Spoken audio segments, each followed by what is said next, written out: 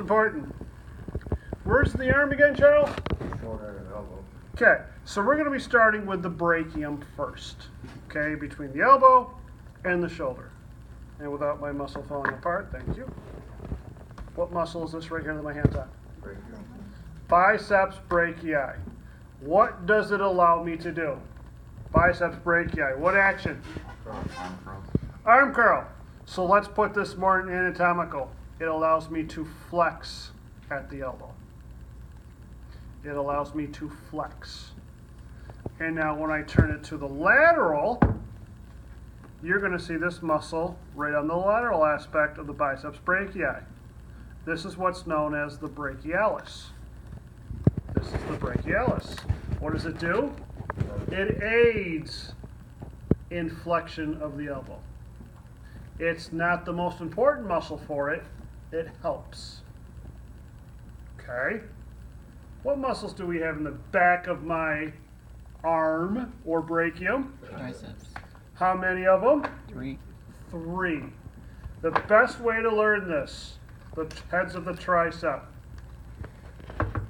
Mindy, would you hold it for me just like that? Sure. Awesome.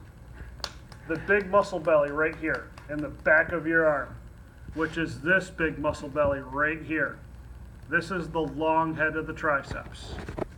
Long head of the triceps. And when I look at the lateral aspect of my arm or my brachium, make it easy. This is the lateral head of the triceps. So how do I find the last one?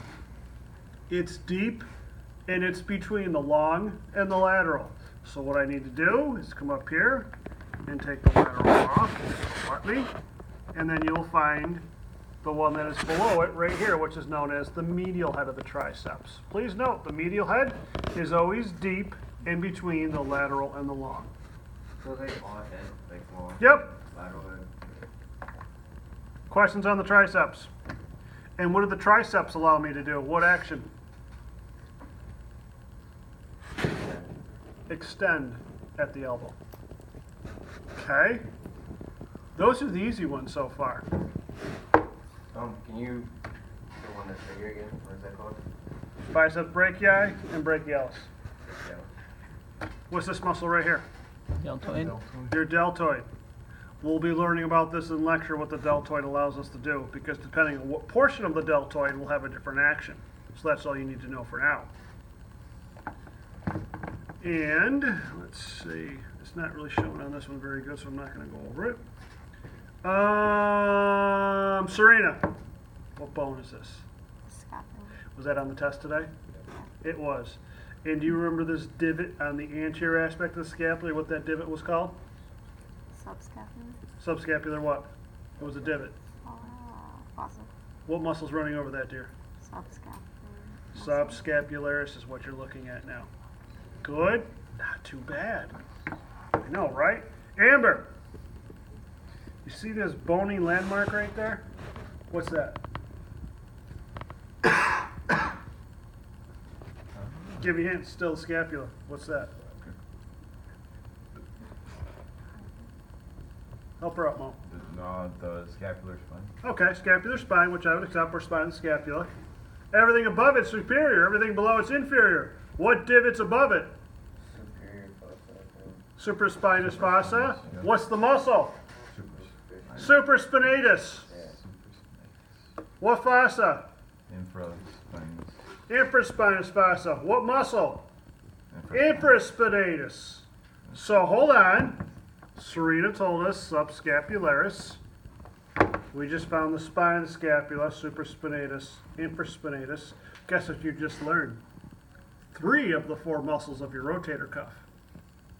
3 of the 4. There's a 4th one. So what I'm going to do is take off the deltoid. And I'll show you guys in a minute. Everybody on this side of the room, take my 2 fingers. So everybody see where I'm actually creating a V, and you see these 2 muscle bellies right there. Yeah. Right? Following that along? Because both of these are representing what's known as the teres muscle group. So when I take it over here, take my fingers, follow along like that, teres. What most people want to do, you always want to put major in front of minor. It's just the way your brains are wired. This is where you're going to get this wrong, because when you take your fingers like this, you're going to say major, minor, and you're going to be wrong. Minor. It is the teres minor and then the teres major, because the fourth rotator cuff muscle is the teres minor. The teres major is not a rotator cuff. So you better believe, whether it's my class or somebody else's, you're going to get a question, which of the following muscles are part of the rotator cuffs? And you are going to see teres major as a choice. Don't choose it. Good? Are we good on the rotator cuff muscles? All right. Moving down to this region of our upper extremity, which is known as what? What? Antebrachium. Forearm or antebrachium. This is where the naming game gets a little bit tougher, because what we just went over is not too bad. This is where the action of the muscle is going to help you greatly or make your life a living hell. The antebrachium, the forearm. This is what's known as, because I'm in anatomical position, as the anterior compartment. So we're breaking these up into compartments. The anterior compartment is responsible for flexion at the wrist and flexion at the digits. So please note, when I'm flexing my digits, I'm rolling or curling them. That's flexion. So it allows me to flex at the wrist and flex at the digits. That's what the anterior compartment does. That's your first piece of information. Because you'd be asking yourself, okay, he's asking a muscle in the anterior compartment, what do? They flex at the wrist and they flex at the digits. Okay. How many people remember the radius and ulna joint on the humerus? What type of motion did it allow me to do? Twisting. Oh, it gives me the pivot. Pivot, rather. Anatomical position, boom. Anatomical position, boom. What motion is it called when I take anatomical position and I turn my hand over? Begins with a P. Pivot. Nope. Posterior. Pronation. Pronation. Ooh. Everybody see this muscle right here that's running diagonally? Everybody see that? Yeah. This is the muscle that allows my radius and ulna to do that. This is what's known as, hence the name, pronator teres. It's not part of this teres muscle group, it's its own. Pronator teres is what allows me to pronate my forearm. Okay, get ready. Lame joke. Lame Tuesday movie joke. There's another muscle that lies directly underneath this that allows me to go from pronation to this motion. Supination. Supinator. It's like Arnold Schwarzenegger. Instead of the Terminator, it's the supinator. That's really lame, yes? Okay. It's called the Lame Tuesday joke. Charles, why aren't you laughing? Thank you, Charles. You laughing at me or him, Mo? A little So bit that of one both. allows me to go to the posterior, Yes. and then the Yes. middle makes you go anterior. Ben, tell him it's a beautiful freaking world. Yeah. Alright. Okay, moving on. The next part of what you need to get in the habit of doing, find the muscle belly, and then follow the tendon all the way down. Brandy, I forgot what's the tendon do. Muscle to bone. Oh, that's so beautiful. So beautiful. Muscle to bone. Yeah. Wow. Follow the muscle belly, follow the tendon, and what digit is this running up? What is it? Okay, pollex, which is my thumb. We're not done yet. What forearm bone is here? Because if I'm in anatomical position, I know that my thumb is lateral, I know my pinky is medial. What forearm bone's right here? Radius. Radius. Ready? What did I say the anterior compartment does? What are they all? That's what. They're flexors. Got it? They're flexors. One more time, Charles. What are they? So this muscle right here is a flexor. What are the bones called in my wrist? Carpals. So we're going to shorten it, Ben. They're flexor, heading to the carpals, which we're going to shorten to carpi. Flexor, carpi, which forearm bone? Flexor carpi radialis is the name of this muscle. Holy. Thank you very much. Like- Ready? There is no abbreviating it. Unless I get flexor carpi radialis, you get it wrong. There is no half credit. There is no 1/3 credit. It is all or nothing. I want to know all this stuff. I really wish I didn't work, to Holy. be honest with you. Like, I wish I knew every single detail. Study the mouse. Do we get a word bank? I hope. We need more. You know what? Judging from this class so far, I have one student that doesn't like Oreos. I have multiple students that don't like cream cheese frosting. Not looking good for the home team. At least we're here every day. What if I That's brought looking in good. I was just gonna say, let's bring you Oreo cake. flavored cupcake with a cream cheese frosting. Alright, you might have me sold there. You might have me sold. Oreo flavored, you might have me sold. You know, you guys have all heard the phrase, every man, woman has their price. There's Charles. That's beautiful. Oh, boy. Okay. That actually It's all your fault. It's all your fault. Marissa's going to get done with here, and she's like, what'd you learn in AnP too? To learn how to like Oreos. Flexor carpi radialis. Okay, let's go over. Now we're following this muscle belly, and as Brandy says, tendon attaches muscle to bone. This is heading to your palm, right? This is heading to your palm. Look at it. So this one breaks our pattern for right now. This is what's known as our palmaris longus. Do you see where if you strictly study from a picture, this is really going to give you mind games? Pictures will not do justice for this. Alright, palmaris longus. Palmaris longus. Right here. Now we're going to go further medial, because now I have this muscle and this tendon attaching to my pinky finger. This is back on the pattern we just established. Who wants to try to name this for me? Thank you, Mindy, for volunteering. Go ahead. Oh, I did not volunteer. It doesn't matter. You're sitting closest, so. I was going to call in Cindy, but you're closer.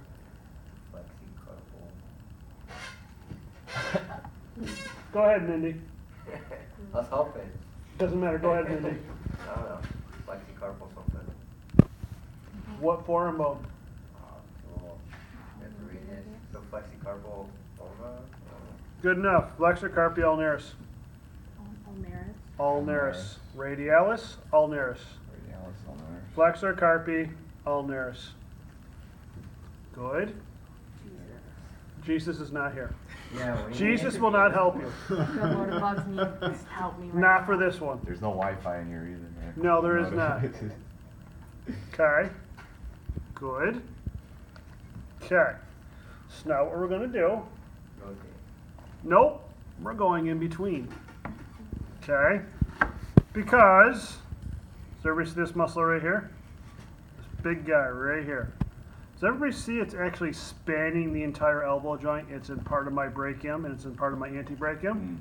Everybody see that? Yeah. What forearm bone's over here again? Radius. Good. Always get used to looking at the thumb, and you should equate that with lateral aspect of the forearm if I'm in anatomical position. That's the radius. Because I said it's going from the brachium to the forearm. But which portion of the forearm? The radius. Make it really easy. Okay. Brachio radialis is the name of this muscle. This is what separates the anterior compartment from the posterior compartment. Alright, say Okay. brachio. Brachioradialis. It separates the anterior compartment from the posterior compartment. So if the anterior compartment were flexors, what do you think the anterior compartment's going to do? Curl. No! You're curling your.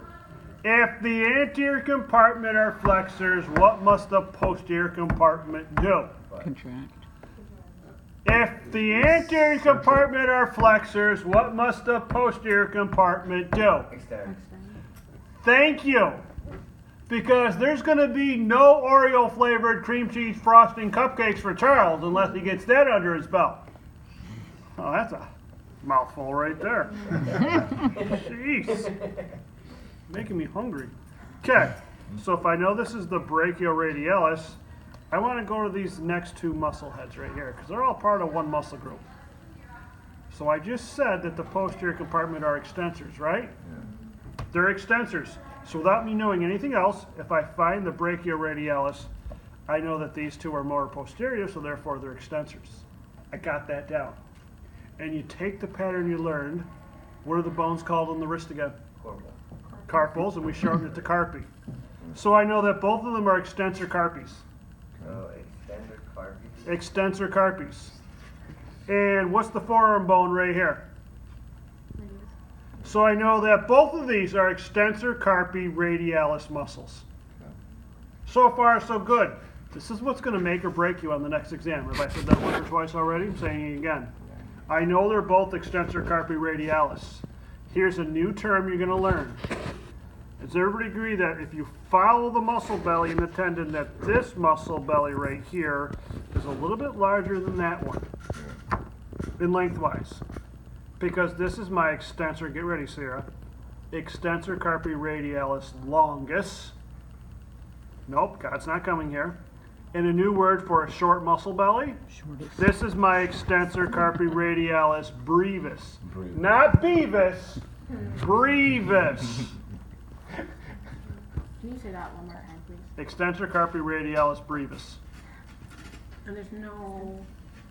You're allowed to write the shorthand version, which is extensor carpi radialis brevis. But like truly, like in the book. Extensor carpi radialis brevis. Does that go for all muscles?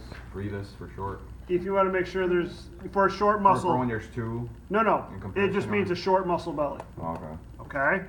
Brevis. Good? What was that, Brandy? Oh, nothing, sorry. No, don't be sorry. Everybody good?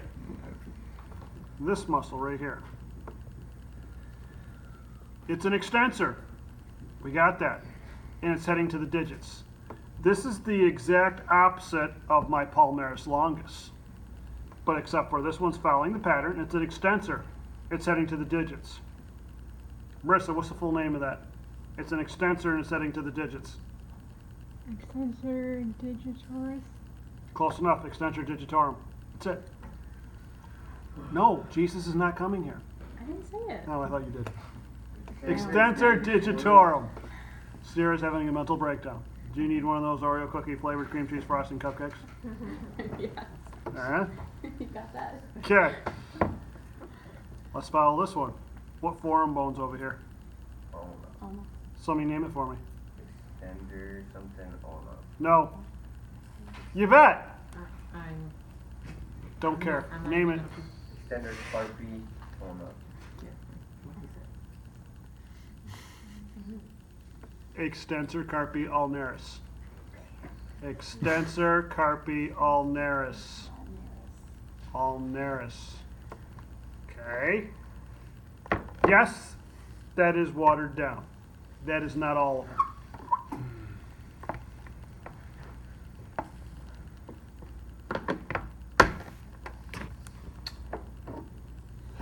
What's this? Abdominal region. Abdominal sternum. Okay.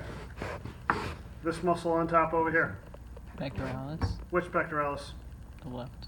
To the left. Eh! Cindy, which pec muscle? It's the most superficial. It's the one on top. Superior. No! Major. Say it again, Mo. Major. Pectoralis major. Meaning this one over here after this one's been peeled off.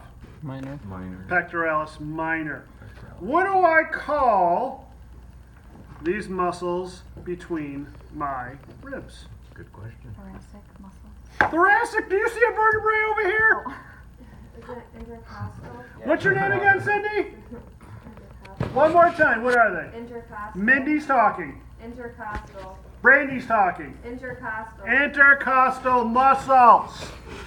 Did I say that loudly enough, Serena? Yes. Okay, awesome. Because now what I want to do, we're going to turn this over. And we're going to go deep to the intercostals, which Cindy repeated 3 times. And does everybody see these muscles that are deep? They're lying underneath. That take on almost like the rays of a sunburst. As if a sun, my palm is representing the sun, and my fingers are the rays coming out from it. I want you to look at that, and you get kind of the ray appearance on both sides. Does everybody see that? 1, 2, 3, 4, and then 1, 2, 3, 4. Because you need to know that those muscles right there, a little bit tougher to see on a semi-three-dimensional object, these muscles attach to the scapula. So I want all of you to go back to elementary school as to when that time of year, I want to say from 1st all the way through 6th grade, they would have that nurse and that icky doctor come in and basically put you in a gown and do a physical on you, right? Everybody remember when they'd have you bend over and touch your toes and they're standing behind you and that felt very awkward. You're like, why are you standing behind me? Okay. One, what were they assessing for? Because they'd always have your gown on so the back was open. What were they looking for? What? Spina bifida, yeah, you're right there. Absolutely. And what? Scoliosis. So spina bifida, scoliosis, and they're looking for something else that maybe one of you knows in here, but I would not be surprised if nobody knows. Because what happens, it can be seen on both boys and girls, but it favors boys. As they bend over, they put their arms down like this, because when you're looking at a 9, 10, 11-year-old boy, you can see the scapula. They're protruding right through. Often what they'll see, if they're looking at an underdeveloped individual, as soon as they bend over to touch their toes, their scapula will go like this. Boom, right out like that. That's called winging of the scapula, which is kept in check by these muscles. That means underdeveloped muscles right here. You need to know that they're somewhat deep to the intercostals, because they'd have to be deep to be lying on the underside of the scapula, yes? Yeah. They prevent that scapula from winging, so when the little boy bends over and the scapula go just like that, it's like they almost turn and go right out like that to the sides. That's called winging of the scapula, which means an underdeveloped of these muscles, which is referred to as the serratus anterior. Serratus anterior. So now you know, what do? They prevent winging of the scapula. Okay? All right, Mindy, what section is this again? The abdominal. Thank you. Okay. What are the muscles in between the ribs again? Intercostal. You get a cupcake. All right. See that? See how it works? So, we're going to learn this in lecture. No, maybe not on Thursday. Whenever you have a muscle, and I want you to look at the fibers. Look at the direction of the fibers. Everybody see they're running directly vertical, straight up and down. Yeah. A word for that is rectus. Right. Rectus means the muscle fibers are going directly up and down. Right. So now this name will make more sense, because I'm sure you've heard of it. People will often say, these are my abs, my abdominal muscles. That's a slang term. The correct name for these fibers going directly up and down, rectus abdominis. Because these are the abdominal muscles that are running in a vertical-like fashion. That's where the rectus comes from. Next up, I want you to pay attention to this side. All right, Amber, do you see how these fibers are running kind of diagonally? And they're running, follow my fingers, they're running diagonally this way, almost like if I were to take my fingers and put them into my front pockets of my pants. Yes? If they're running diagonal, you call these muscles obliques. The muscles that are running obliquely into your front pockets are part of your abdominal muscles, but they are the external obliques. Externals follow the fibers, they run into your front pockets. All right, Amber, we're good? Because now I want you to look at this side. Does it not look like these fibers are still going diagonally, but they're going the opposite way? Almost as if I were taking my hands and going into my back pockets. Yes? So if you follow the diagonal muscles, which are also oblique, going towards my back pockets, those are my internal obliques. So now I know that the externals are on top of the internals. So we often dissected these on cats, and if we get time, I'll show you. Depending on the specimen you're looking at, these muscles can be so thin, it's almost like taking two pieces of paper that got wet and trying to slowly peel them. That's how easy it is to screw it up, and you will see the fibers going in one direction versus the other. These are going into the front pockets, these are going into the back pockets. That's how I know external on top, more superficial, versus internal, which is more deep. And then I turn this over, and you will see the last. So our abdominal muscles are actually made up of four.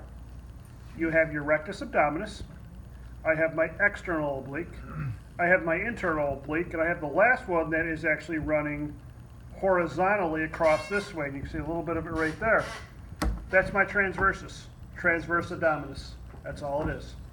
And the reason why you have four muscles, because now you just learned, all four of them are going in different directions, because I have no bony structures in that region for protection. So to prevent against tearing and ripping, that's why you have four layers of muscles all going in four different directions.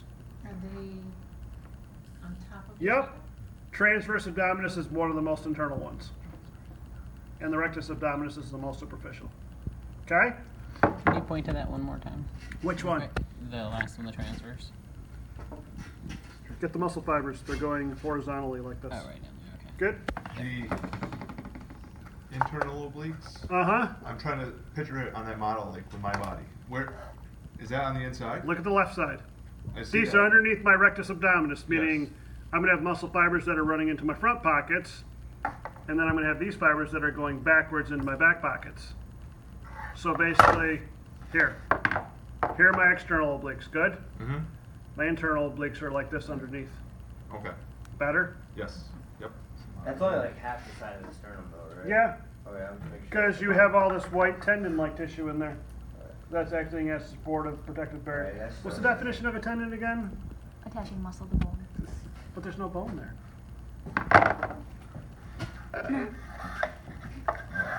Huh? Huh? What bone is that? What muscle is that? Frontalis. Wow. So, now we move on to the head. We just completely skipped everything else when we went to the head. We didn't skip anything else. We did all this. So what about your hand bones? Or your muscles? You want a ham bone? What are your muscles? You want a ham bone? What bone's this? Occipital. Occipitalis. Occipitalis. What bone's that? Temporal. Temporalis. This is getting good, isn't it, Yvette? No. Say it. Yes, Say it. yes. You didn't say it. It's a beautiful world. No, it. It- Lord. No cupcake for you. All right. Ever see this in my eye socket? Yeah, that's an interesting. It is. New term. When you see a muscle going in a circular-like fashion, it is referred to as, usually you'll see in front of it, orbicularis. That means circular. Orbicularis.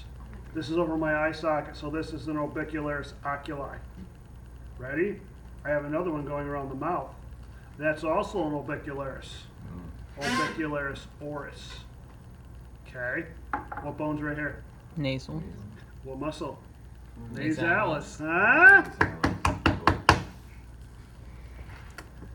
Okay. How many people have pulled a muscle right here? I have. And it hurts like hell. It feels like a rope and you can't move. So when you try to do this, that's why often I told you, no, I haven't really told you that much yet, where you'll have your patient basically say, okay, take your left ear and touch your left shoulder. Ow, can't do it. Because you're going to see this rope sticking right out there, often a cramp. And that is this guy right here. This is one muscle I will allow you to abbreviate. Just one. It probably takes Oh across the whole God, what page. is it? It would. Yeah, I know. The name, sternocleidomastoid.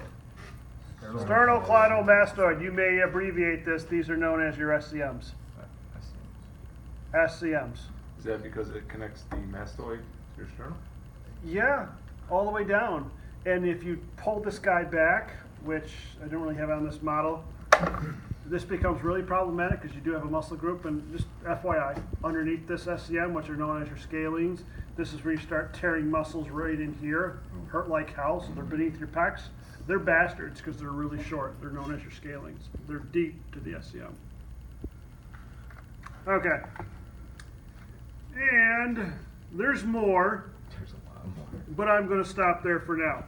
So, I have given you Lab 12 review sheet due for Thursday because that's going to help you with your lecture. That's part 1 of your homework. Now you're going to see part 2, where this class really starts getting interesting. Starts? Starts. Has it been interested yet? No. You know we only have like 3 classes left after this. Hold on. Okay. Kinda late. That was me shedding a tear for you. Actually, 4. Really? Okay. That's terrible. I know, right? Seriously though. So- Not enough time. The next part, reason why this course all the way through AnP2 gets interesting. You're going to start creating your own study guides. Meaning, I hope, knock on wood, even though this is not wood, these will go with you all the way through graduate school. This is where the majority of my students will come back and say that they brought these all the way through graduate school and everybody in their class was cherry picking off of them because it's a very good review. So, part 2 of your drawing. All of the muscles we went over today. Just on the upper extremity, the abdominal, and the one of the heads. You are to draw, label, color, and list functions. The drawing and labeling part will get you ready for the lab practical. The listing functions will get you ready for the physiology of the lecture component. So therefore that leaves the coloration. Why are you having us color? Because it is a known fact, not just my opinion, it is a known fact that the human mind works best, learns better under different shades of color. It is able to recognize and represent. So, there is no one method of doing this. I do not allow you to basically print out diagrams and just color them in. That's BS. That's not going to happen. With that being said, I know that all of you are not artists, and I don't expect you to aspire to be an artist. You're not being graded on your artistic ability, but you're going to be graded on your content. So in other words, don't give me a one-page stick figure and say I can't draw. Because I'm going to give you, well, I can't draw either, so here's a circle, and that's a 0. I don't like that one. I know, right? So, we talked about many different muscle groups. So don't give me one big drawing of the entire upper extremity and try to fit all the muscles on that one view. This is where you should start sectioning it, meaning I should have a picture of just showing, representing the pectoralis major, superficial to the pectoralis minor. And then I go down to the brachium. Show an anterior view representing the biceps brachii, maybe the brachialis, and then the posterior view showing the representation of the triceps muscles. This is based on views. That's why there are multiple pages, and I've collected these from past students, so you get an idea maybe how you want to do it. I don't care if you copy their format, but this shows you what I expect. And I have 2 different types here. I don't care how you list the functions, how you do the drawings and the colorations, but the key here, multiple views, because you're basically creating your own anatomical map, is what you're doing. So come up and look at these, take pictures. This is also, now because a day and a half is brutal, these are going to be due on Tuesday. But I'm going to give you a fair warning. You're going to get more of these on Thursday. Isn't that beautiful? No. So let's do Thursday too? Tuesday. Next Tuesday. Tuesday, but we get more to But draw. what I said is you're getting more drawings on Thursday. Looks like I'm gonna be crying every day. Okay, come on up and look. I'm all done for the day.